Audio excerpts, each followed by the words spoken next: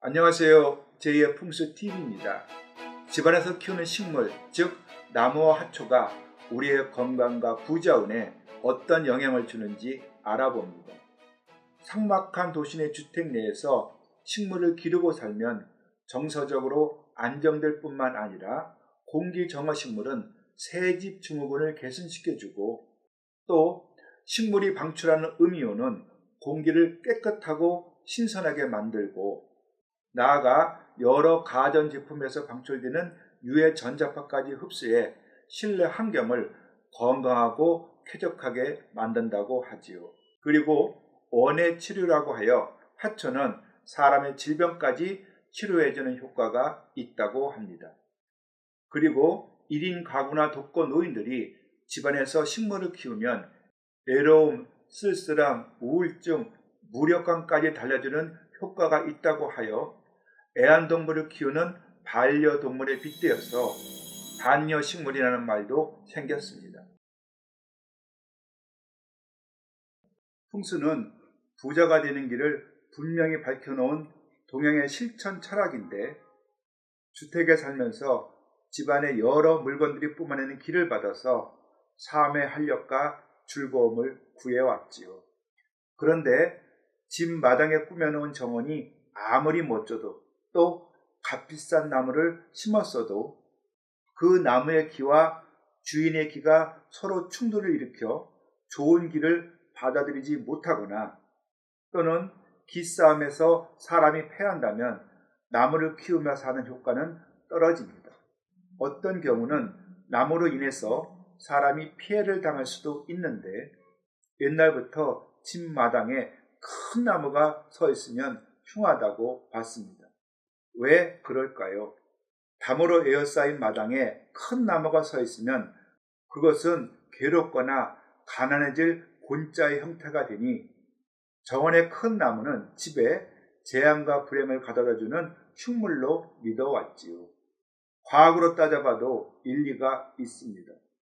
큰 나무는 집 안에 벼락을 끌어들이는 위험한 존재이고 나무 그늘이 넓으면 마당은 늘 축축하고 습해서 이끼가 자라고 담 가까이에 서 있는 나무는 도적들이 집으로 침입하는 사다리와 같은 역할을 하고 또 사람에게 해로운 여러 벌레들이 나무에서 살고 낙엽이 떨어지는 등 생활에 여러 불편을 초래하지요.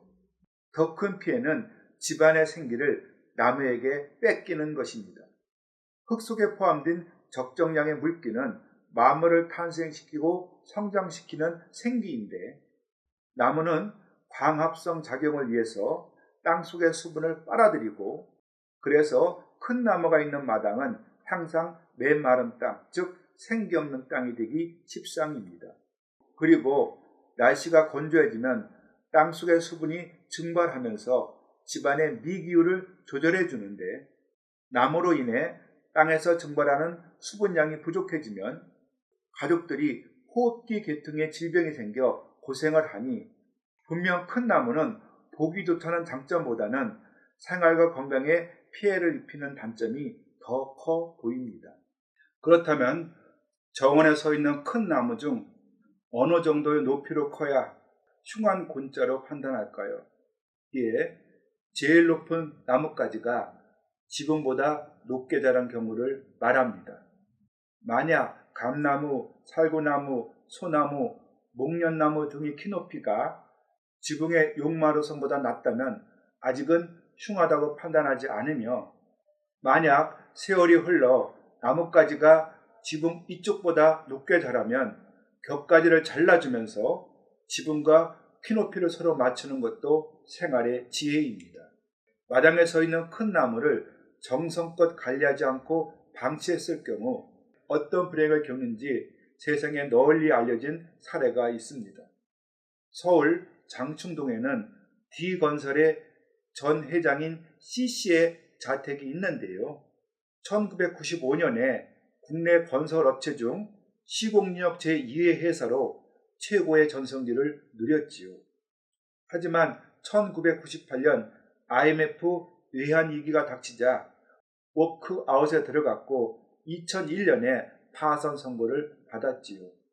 그러자 C 회장의 자택 풍수가 어떠한지에 대해서 관심이 쏠렸는데, 우선 T자형의 길에 막 닫힌 곳에 자택이 위치해서 소위 관역배기 집이라 집터에 살기가 침범해서 흉했고요. 또 눈에 띄는 것은 큰 나무가 너무 많아 집안에 음기가 강하고 곤자의 형상이 되어서 가난해질 기운이 가득했습니다. 특히 능소화가 줄기를 칭칭 감으며 올라간 노승이 여러 그루 있었는데, 이것은 사람도 몸을 밧줄로 묶어 놓으면 호흡이 어려워 고통을 받듯이 나무 역시 덩굴식물이 칭칭 갖고 있으면 고통을 받지요. 그래서 능소화는 보통 고소한 나무에 덩굴을 감고 꽃을 피우도록 키우는데, C 회장의 집은 살아있는 큰 소나무에 능소화를 올려 나무가 고통을 받게 했고, 그런 고통의 기가 사람에게까지 전달되어서 건강과 사업운을 나쁘게 만든 것입니다. 아파트를 비롯한 현대주택에서도 거실 또는 베란다에서 큰 나무를 키우는 것은 좋지 않은데요. 큰 나무라 하면 나뭇가지의 잎이 천장에 닿으면 흉하고 천장에 닿지 않으면 아직 문제가 없다고 봅니다. 큰 나무는 실상 가정에서 키우기가 어렵고, 잎이 많은 식물은 가족들이 모두 잠을 자는 밤중에 광합성 작용을 활발히 하여서 산소를 흡수하고 이산화탄소를 배출하니 집안 내의 공기를 혼탁하게 만드는 주범이 있지요. 여러 식물 가운데 벤자민이 가장 주의해야 할 식물인데, 왜냐하면 어린 나무를 사다가 키워도 몇 년이 지나지 않아서 키가 훌쩍 자라서 이파리가 천장에 닿을 수 있기 때문입니다. 그런 경우라면 하원에 연락해서 보다 작은 것으로 교체해서 키우는 것도 집안에 건강과 행운을 불러오는 생활의 지혜입니다. 그럼 분위기가 단조롭고 삭막한 카페나 건물 로비에 자연의 청량감을 연출하기 위하여 벤자미나 벚꽃나무와 같은 모형 인조나무, 즉 조형나무를 예쁘게 세워놓는 실내 장식이 많은데요. 이것은 어떻게 평가할까요? 심심찮게 커피숍이나 베이커리숍에서 조형나무를 보는데 눈살부터 찌푸려집니다. 왜 그럴까요? 우선 가급적 큰 나무를 세워놓다 보니 천장을 떠받치듯 인조목의 나뭇잎들이 마치 우산을 펼치듯 둥글고 넓게 퍼져 있는데, 이것은 벽으로 사방이 막혀 있는 공간 내에서 큰 나무가 서 있는 모습에 전형적인 곤자에 해당되어서 가게의 장사운을 나쁘게 합니다.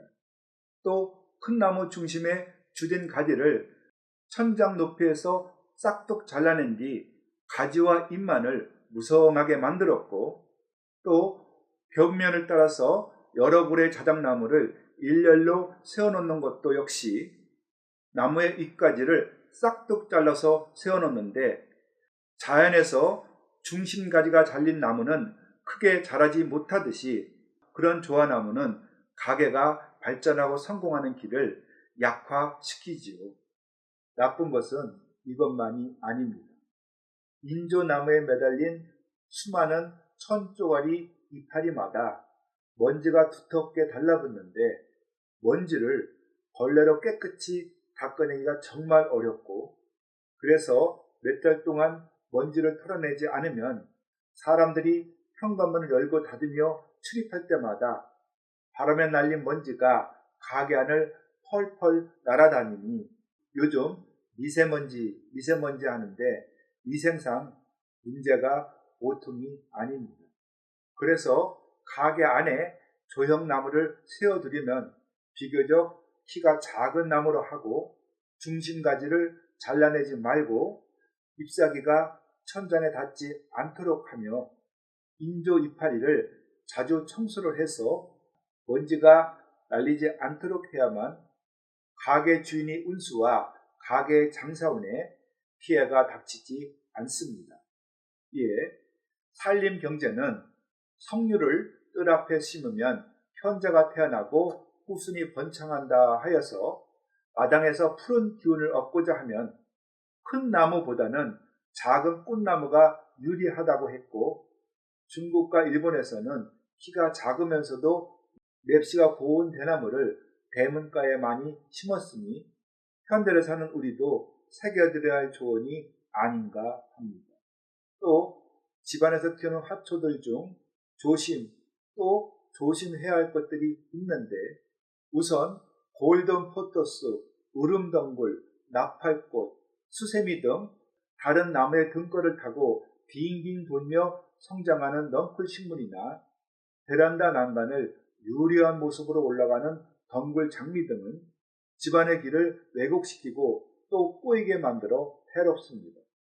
예로부터 일이 잘 풀리지 않거나 상황이 점점 악화되면 일이 꼬인다 라고 말하니, 꼬인다는 말은 긍정보다는 부정적인 의미가 크지요.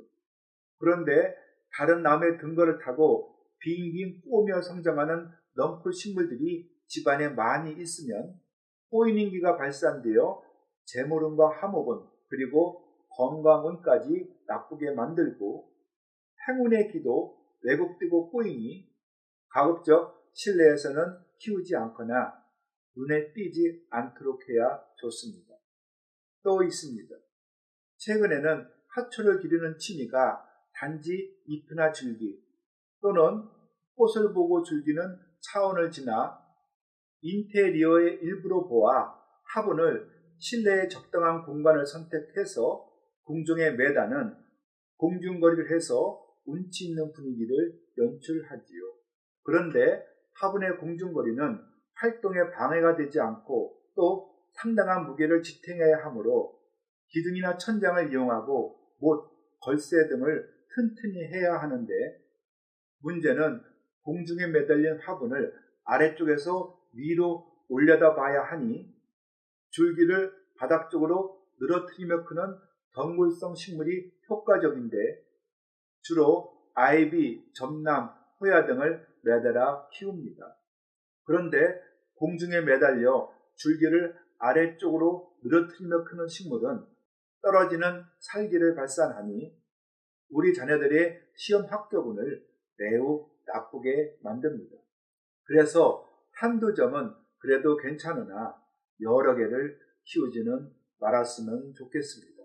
네, 강의하는 양화서록에서 꽃과 나무의 품격을 9가지로 구분해서 그들이 사람의 운에 미치는 영향을 얘기했듯이, 우리 조상들은 집 안에 꽃나무를 심을 때면 수종뿐만 아니라 풍수와 민속 그리고 유교 규범에 의거해 좋은 것과 나쁜 것을 가렸으니, 현대주택에서 나무와 화초를 기를 때면은 생활 속에서 조금 신중해야 하겠습니다.